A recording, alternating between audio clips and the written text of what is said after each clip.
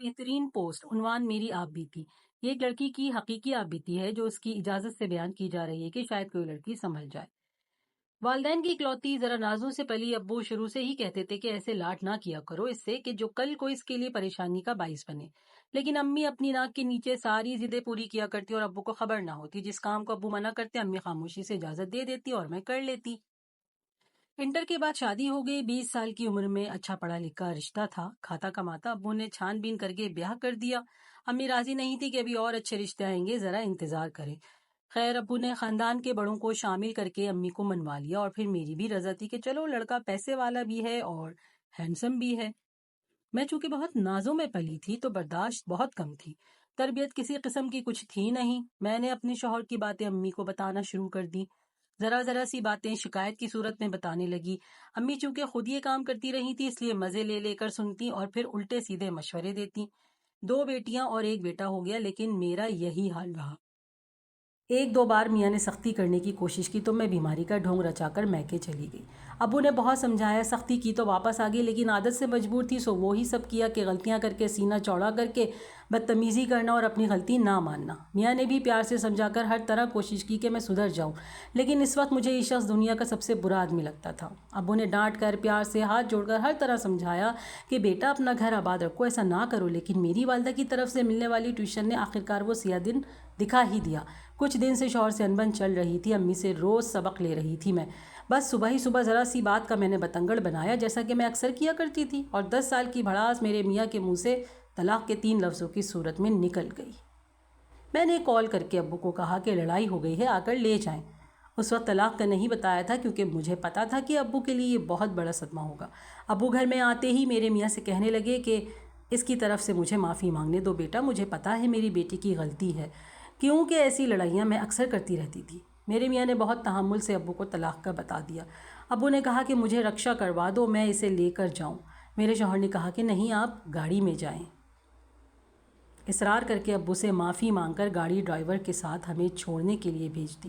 ابو گاڑی میں بالکل خاموش رہے. گھر میں آتے ہی امی سے کہا, لو تمہاری بیٹی کو صلہ مل گیا ہے, اس کے کیے گا, اب تمہیں بھی یہ انعام ملنا چاہیے, اور امی کو اسی وقت طلاق دے دی. مجھے نہیں پتا کہ ابو نے غلط کیا یا صحیح, لیکن ابو کی حالت ایسی تھی کہ مجھ سے دیکھا نہیں جا رہا تھا. تم دونوں ماں بیٹی کو طلاق مبارک, اب ساتھ بیٹھ کر عدت کرنا. ابو نے اس وقت باقاعدہ تالیاں بجا کر کہا. شاید وہ اس وقت شدید ذہنی دباؤ میں تھے. ابو یہ کہہ کر باہر چلے گئے. پھر 4 دن ہو گئے, ابو واپس نہیں آئے. ہم ڈھونڈتے رہے, کہاں کی عدت اور کیسی عدت, بس ابو کو ہر جگہ ڈھونڈا, کہیں نہیں ملے. خاندان والوں کی باتیں الگ اور ابو کی گمشدگی الگ. مجھے کچھ سمجھ نہیں آ رہا تھا. 5ویں دن جمعے کی نماز کے بعد میرے موبائل پر تایازات کی کال آئی کہ چچا مل گئے ہیں, میں گھر لا رہا ہوں ان کو. میری کچھ سانس میں سانس آئی. ابو آئے تو مگر ایدی کی ایمبولنس میں کفن میں لپٹے ہوئے. 5 دن ابو کہاں رہے نہیں معلوم. بس ایدی والوں کا کہنا تھا کہ یہ صاحب فٹ پاتھ پر پڑے ملے تھے, نہ کوئی زخم نہ چوٹ کا نشان. ابو کا دل بند ہونے سے ان کی موت ہوئی تھی, اور آپ کو پتہ ہے کہ ان کا دل میں نے اور امی نے مل کر بند کیا ہے. اس 36 سالہ لڑکی کا یہ جملہ میرے دل پر گھونسے کی طرح لگا. پھر کہتی ہے کہ ابو نے ہمارے لیے گھر چھوڑا کہ وہ پہلے ہی امی کا نام کر چکے تھے. وہ گھر اوپر والا پورشن ہم نے کرائے پر اٹھا دیا. ابو کی پینشن بھی آتی ہے, کسی سے مانگنے کی ضرورت نہیں پڑی. سفید پوشی میں اچھے سے گزارا ہو رہا ہے. ددیال والے ہم سے ملتے نہیں ہیں, کہتے ہیں کہ تم دونوں ہمارے بھائی کی موت کا سبب ہو.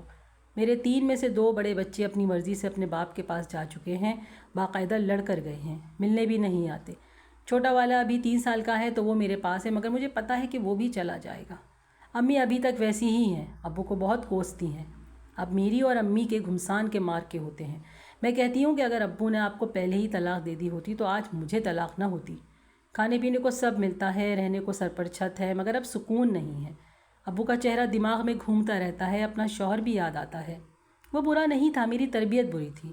آپ سمجھ رہے ہوں گے کہ میں ساری غلطی امی کی کیوں بتا رہی ہوں. میں تو بالغ تھی, سب دیکھ اور سمجھ رہی تھی, آخر کیوں امی کی باتوں میں آ گئی. آپ بتائیں, جس لڑکی کی تربیت ہی ایسی ہوئی ہو. میں نے ساری زندگی امی کو نانی سے یہی باتیں کرتے دیکھا تھا. بس نانی یہ کہتی تھی, دیکھو کچھ بھی ہو طلاق مت لینا, تو امی طلاق کی نوبت نہیں آنے دیتی تھیں. کچھ ابو بھی چپ ہو جاتے تھے. ہر کسی کے صبر کا پیمانہ ایک نہیں ہوتا. میرے شوہر نیک فطرت کے تھے, لیکن بس اس دن ان کا پیمانہ چھلک گیا. میں نے ان کو اس حد تک پریشان کیا کہ آخر نوبت یہاں تک آ گئی. امی یہی کہتی تھیں کہ تمہاری شادی ہی غلط شخص سے ہوئی ہے. بس یہ بات میرے ذہن میں بیٹھ گئی تھی، ان کی اچھائی بھی برائی ہی لگتی تھی۔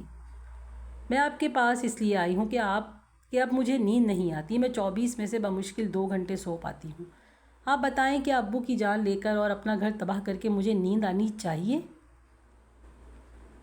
اس آپ بیتی کو آپ سب کے سامنے رکھنے کا بس ایک مقصد ہے کہ تربیت پر کام کریں اور بہت زیادہ کریں۔ عورت بطور ماں گیم چینجر بن سکتی ہے۔ کون غلط ہے کون صحیح، اس بحث میں جانے کے بجائے تربیت اولاد اور خود اپنا احتساب کریں۔ اولاد کے سامنے ہر وقت رونے مت روئیں، مظلوم بننے کی سوچ سے باہر آ جائیں اور شادی شدہ بیٹیوں پر رحم کریں۔ ان کے کچن میں، بیڈ روم میں، ان کے ذہن میں گھسنے کی کوشش نہ کریں۔ بیٹیوں کو بھڑکانے کی پالیسی ختم کر دیں۔ ماں کی بہت زیادہ مداخلت بیٹیوں کے گھر اجاڑنے کا